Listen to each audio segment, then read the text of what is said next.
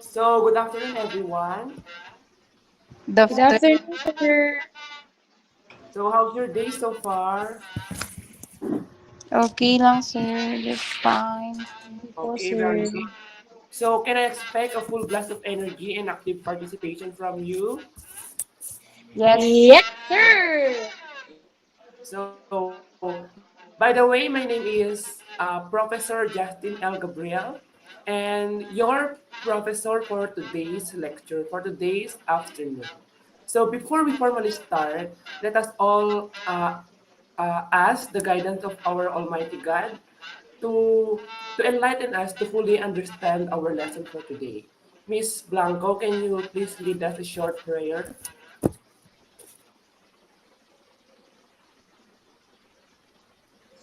So let us pray.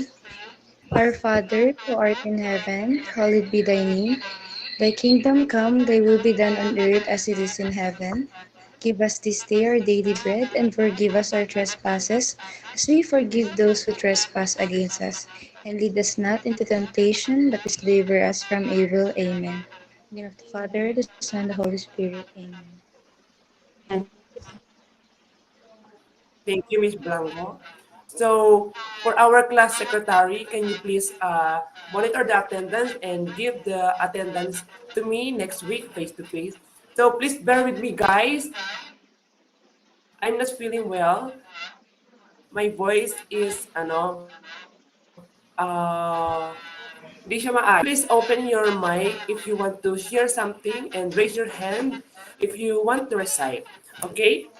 So, first, I will present our lesson objectives for today's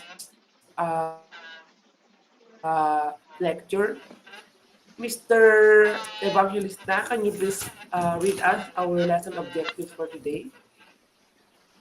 Um, at the end of the lesson, students should be able to describe and differentiate the types of intentional injuries like sexual harassment, sexual abuse, and rape, and value and demonstrate an understanding by willingly engage in open, respectful discussions about this intentional injuries and create a slogan that effectively conveys the message of addressing intentional injuries.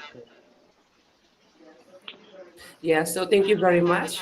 So, before we formally start, I have here a very, very quiet, sensitive video.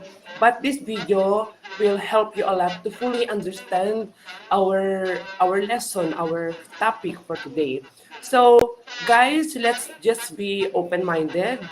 And this video is just for educational purposes only. Okay? Is that clear, class? Yes, sir. Yes, thank you very much. So, as you watch the video later class, here are some guide questions that you need to answer. So, first is what emotions did the video evoke in you? Second, what are the issues highlighted in the video? Third, how did the victims in the video react to their experiences and how did it affect them? And then last question is how can we promote a culture of consent, respect, and healthy relationship in our school or community? So this is the video. This is the video class, and then watch watch it and observe. Listen carefully, okay? Inireklamo ng isang 12 anyos na bata ang kanyang amain na paulit-ulit umanong humalay sa kanya tuwing pumapasok. Hindi na naitago ng mga kaanak ng 12 anyos na si Rhea ang galit sa amain nitong si Juanito na paulit-ulit umanong gumahasa sa dalagita. Sa kwento ng biktima, pinagsasamantalahan siya ng amain tuwing papasok sa trabaho ang kanyang ina. Nilak niya po yung pinto. Tapos dinubaran niya na po talaga. Nilalika-lika niya po ako. Tapos pinipigilan niya po akong umiyak. Pero kagabi, hindi na nakayanan ni Rhea ang pang-aabuso at nagsumbong sa kanilang kapitbahay na agad namang ipinarating sa ina ng dalagita. Dinakip ng mga taga-barangay at pulis ang suspect. Hindi po yan totoo dahil ituring ko po sila parang anak ko na tunay. Paano kasi tinuturuan ho ng atin niya. Gagawin mo sinungaling ako?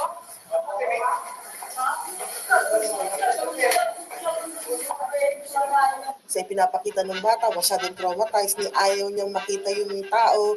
Idadaan si Rhea sa counseling. Ang nanay naman niya, tinapos na ang relasyon sa sospek. Mas mahalaga raw sa kanya ang kapakanan ng mga anak. Takot na ako maghanap ng ibang lalaki. Tama na yung mga anak ko. Nakakulong na ang amay ni Rhea at sasampahan ng kasong rape. Francis Polbe, Patrol ng Pilipino. So that is the video class. You know, it's very sensitive, no? That issue is very rampant nowadays, and it's just sad to hear that kind of news, to watch a news like that. So, based on the video, what emotions did the video evoke in you? Anyone? Sir, Yes? sir, it makes me sad and I feel worried because of the different traumas I experienced. Yes. So, any more idea aside from that? It's very sad talaga na makapanood ng news like that, no? Any more idea, class? Sir, Yes? I feel worried because some experiences in the video are really happening now, and no one wants to experience those highlighted on the video. Yes, exactly. So, how about what are the issues highlighted in the video? What are the issues highlighted in the video? Mister, Yes? simply the issues highlighted in the videos are their bad experiences, sir. Some issues about rape and sexual harassment, and it is very alarming, sir.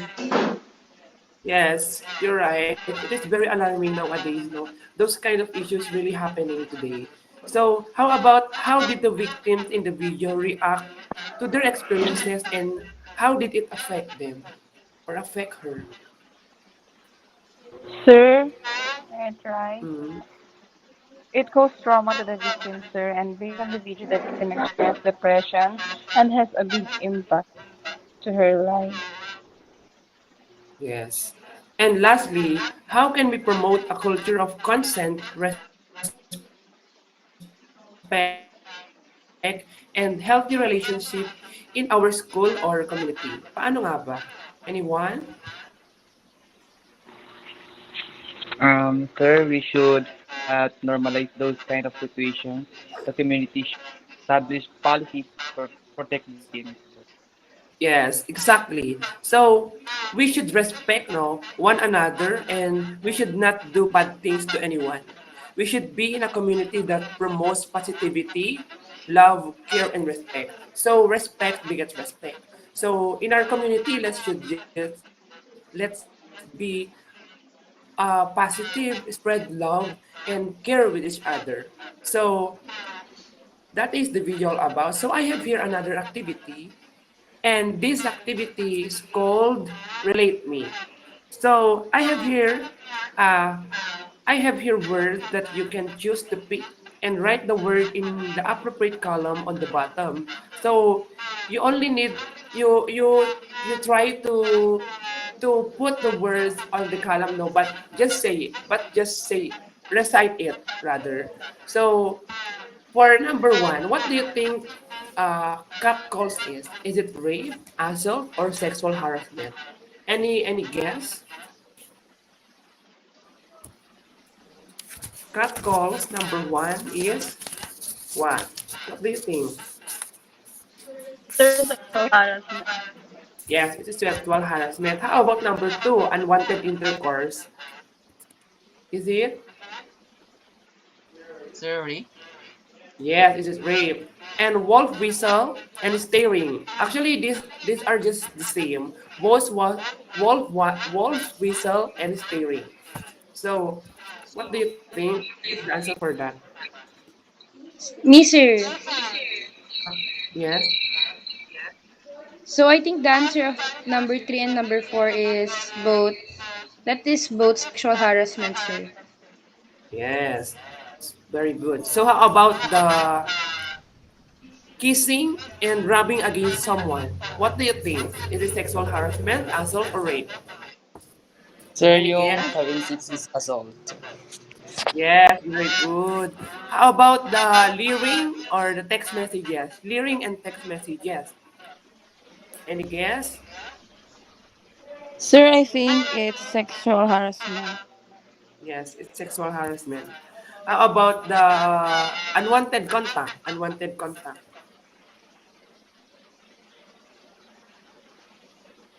Sir, unwanted contact is assault po. Yes.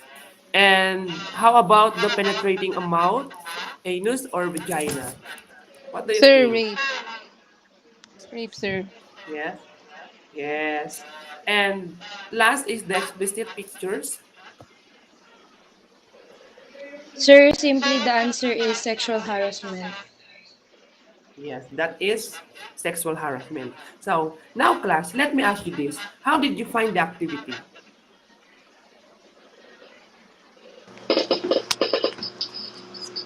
Um, Sir, the activity is a little bit difficult and we have hard time differentiating the words in the box.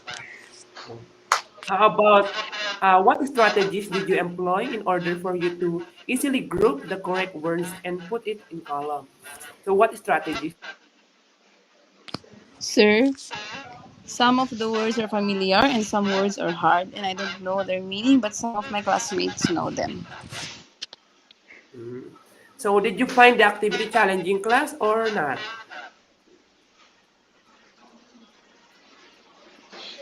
Yes, sir. Mm.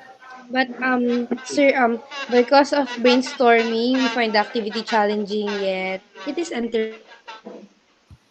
Wow. Thank you for that. So from the activity class, from the video, from what you have said, what do you think is our topic for today? What do you think will be our main lesson for today? Sir, Yes? I think it has something to do with issues like sexual harassment, rape, and sexual assault. Yes, okay, very good. So our topic for today, class, is intentional injury.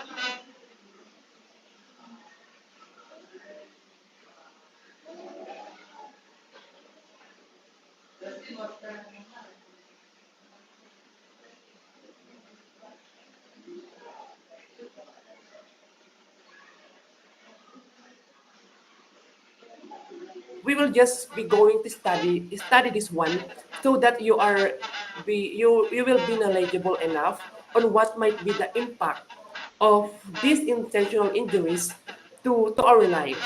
And maybe this will be a lesson for you, an eye opener for you on what we will do in case we encounter these types of intentional injuries. And we will just be focusing on these four subtopic: the rape, sexual abuse, the three subtopic, which is the rape, sexual abuse, and sexual harassment. So first, let us define what is intentional injury. Can you please read the slide? Sir, Yes. um, intentional injury. The term intentional is used to refer to resulting from purposeful human action, whether directed at oneself or others. Intentional injuries include self-inflicted and interpersonal acts of violence intended to cause harm. Yes. So additionally, these injuries occur out of harmful intent. So whether the intent arises from the individual harm or whether the intent arises from another person toward the individual harm. So here are some example of intentional injury that definitely we will going to talk about. First is the sexual harassment. Who can read the sexual harassment? So, sexual harassment is unwelcome sexual advance, request for sexual favor, and other verbal or physical conduct of a sexual nature when submission to or rejection of this conduct creates an intimidating, hostile, or offensive environment. Yes. So, class sexual harassment is happening anywhere, no? we cannot control people. We cannot control if they see or if they act like that. So when we say sexual harassment, it is an unwanted sexual behavior that makes someone feel upset, scared, humiliated, or is meant to make them feel the way sexual harassment is a type of sexual violence. So of course, any one of us would not want to experience sexual harassment, right? So you know what sexual harassment means? Or naka-encounter na ba kayo ng sexual harassment?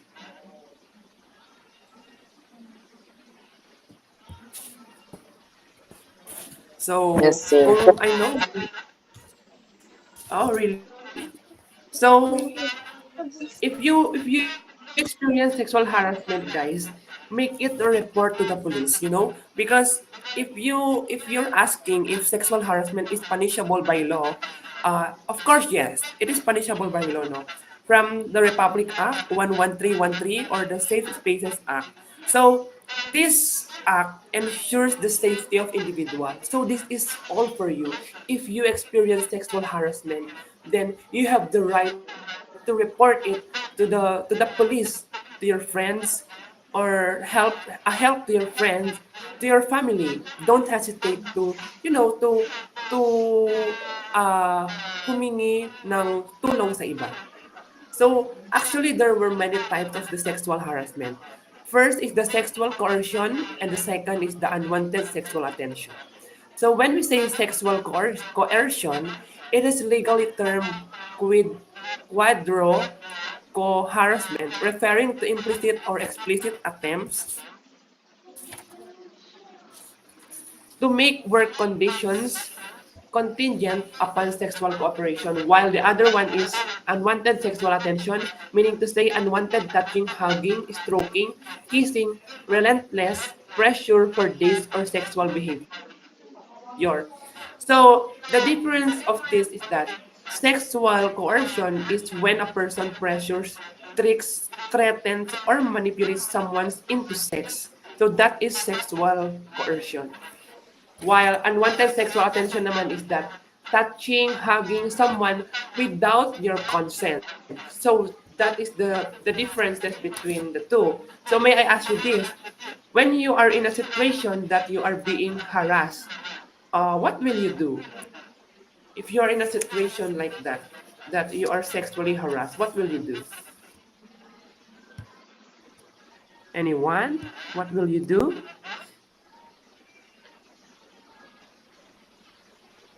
Sir, for me, I will report to the police or in the authority, sir. Yes, very good. That is the first thing you should do if you experience sexual harassment or you are being sexually harassed. Always remember that. Always choose the decision what's best for you. Don't don't hesitate to go to the police and report it because it is all for you.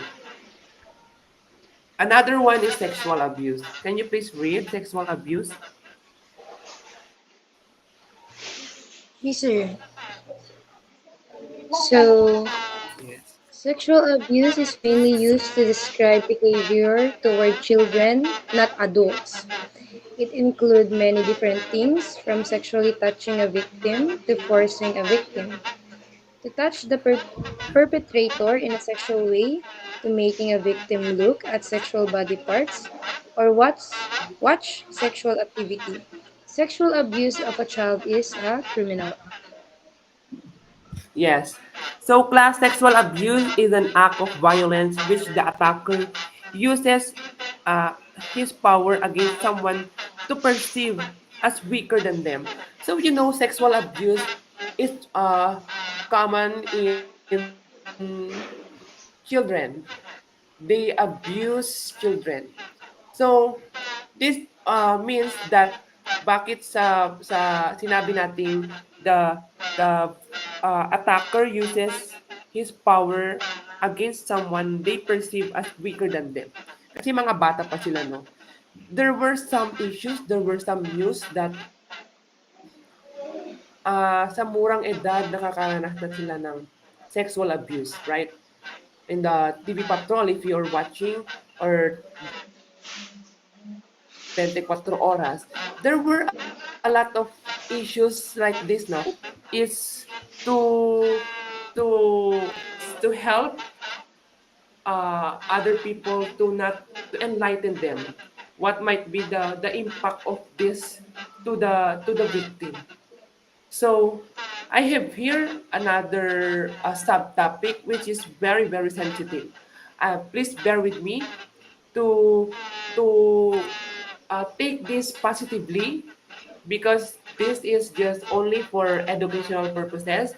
I know this topic is sensitive for some of you, but this is helpful for you to be knowledgeable enough on what you can do in able to in or pag na-experience or may mga kilala kayong may ganitong sitwasyon so that you can help them and so that you can understand their situation. So this is rape. So who can read?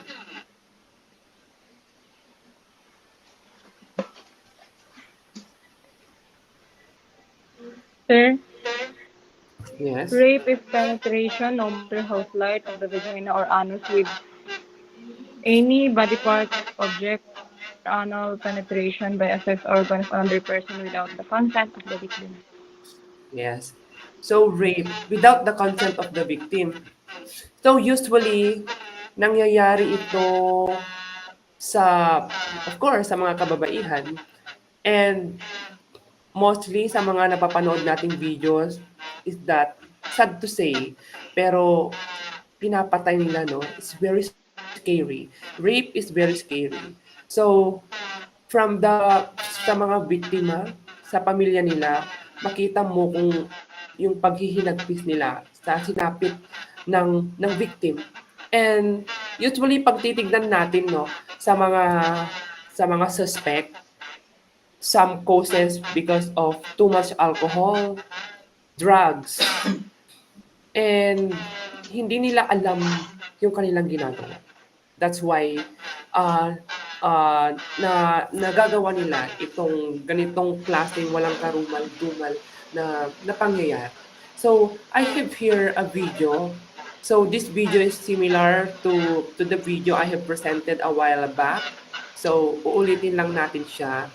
And please listen to the victim now and what happened to the suspect and what emotions and what are the impact of rape to the victim.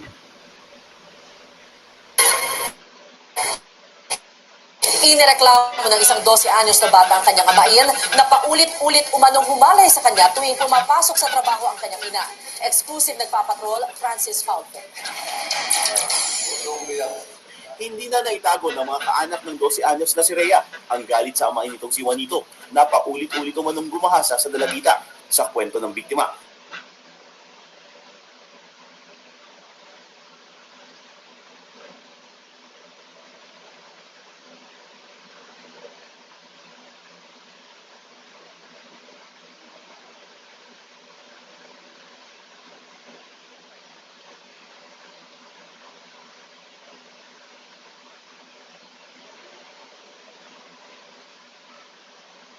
Dahil ituring ko po sila parang anak ko na tunay. Paano kasi tinuturuan ng ate niya.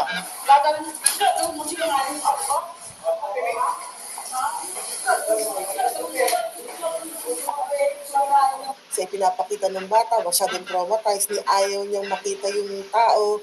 Idadaan si Rhea sa counseling. Ang nanay naman niya, tinapos na ang relasyon sa suspect.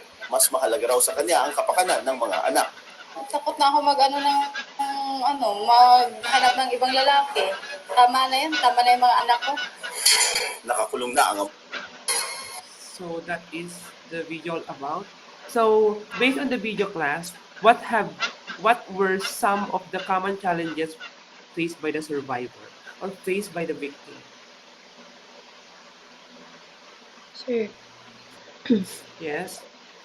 So based from the video, sir, actually there's a lot, sir, from her confidence and the traumas that the victim experienced and how she shows sad emotion because of its impact on her dignity po. Yes. So, how about what were the effects of rape on the victims? Where it causes traumas. Yes, it causes trauma talaga. Makikita mo sa interview, no, buti na lang nagsumbong yung bata. Kasi kung hindi pa siya nagsumbong, siguro mas malala pa yung sinapit ng bata. So, there you have it. Those are the intentional injuries. I hope that it has helped to increase our awareness and understanding on the issue of intentional injuries, specifically on sexual harassment, rape, and sexual abuse. Remember that it is essential to create a safe and respectful environment for everyone, and we should all play a role in preventing and addressing incidents of intentional injuries. So, for our recap class, I have here table wherein you will just state if it's true or false.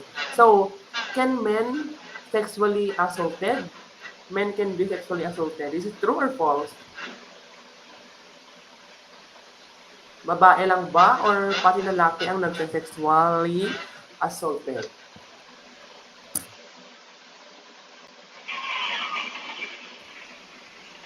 What? Any guess?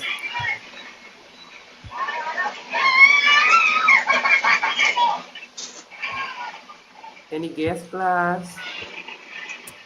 Is it true? So, ugly or old or disabled people are never sexually assaulted. Is it true or false? What do you think? So false po. Yes, false. So, the way a woman is dressed or the fact that she is drunk is one of the possible reasons why she is raped. Totoo ba to? True or false? Is False. the yes, it's false. So, sexual harassment is a form of sexual assault. Is it true or false?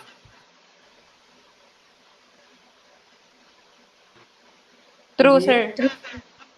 True. So, when a woman says no, she really means maybe. Totoo ba to?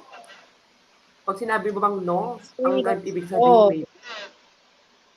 True or false? False, False. sir. Yes, it's false. So, now class, may I ask you this? Um, can you please describe what is rape? Who can describe what is rape? Or can, yeah, describe what is rape? May I Who try, can, sir? yes? So We don't, rape is penetration. It causes damage to anyone who will experience it. And it happens also without the consent of the victim, sir. yes, very good. So, how about sexual harassment? Who can?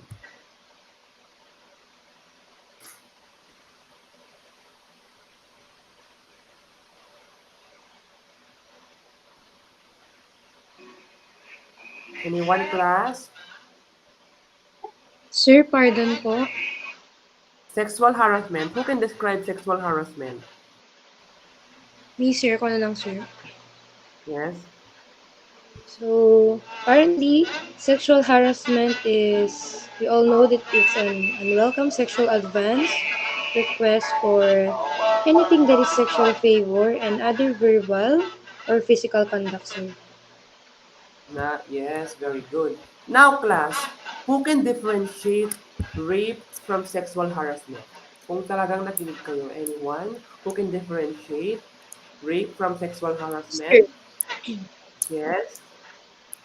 So, the difference between the two, sir, sexual harassment is a verbal or physical conduct of a sexual nature when submission to or rejection of its conduct creates an intimidating, hostile, or offensive environment, sir. Whereas sexual while rape is oral penetration by a sex organ of another person without the consent of the victim, sir. Yes, that's true. Nakinig si Miss Blanco. So how about sexual abuse? Who can describe what is sexual abuse? Sir, me, Yes. sir. So, sexual abuse is mainly used to describe behavior toward children, not adults. It includes many different things from sexually touching a victim to forcing a victim to touch a perpetrator in a sexual way. Yes, very good. So that is all and sexual abuse. Now, for your application or the last activity, I want you to please create a slogan that convey the message of addressing intentional injuries in promoting a safer and healthier society.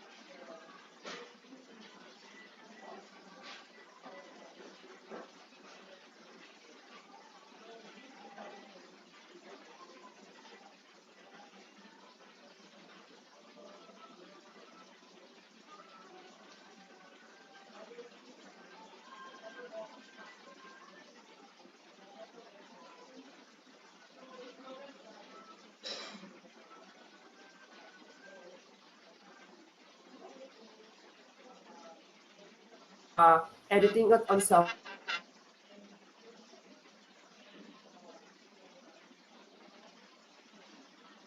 phone and Sir?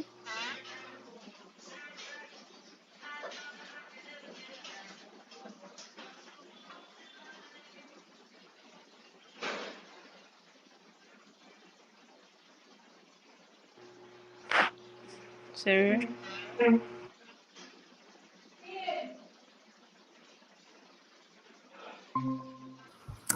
ala nawala. Meron na?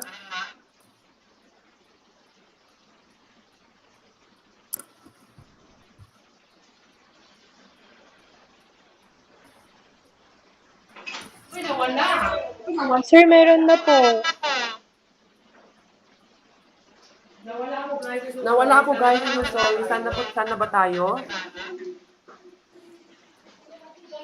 Sa may application po, sir. Okay, okay. So for your application, na-send ko na po siya sa GC. It is slogan. I send it on your GC, the groupings. And for your assignment, make a short reflection on the significance of understanding intentional injuries in promoting a safer and healthier society. Yes, sir. So that's all for today. Thank you so much for listening, class. And you can now go, you can now leave, dismiss. Bye, Bye, sir. sir. Thank you, Thank you sir. po, sir.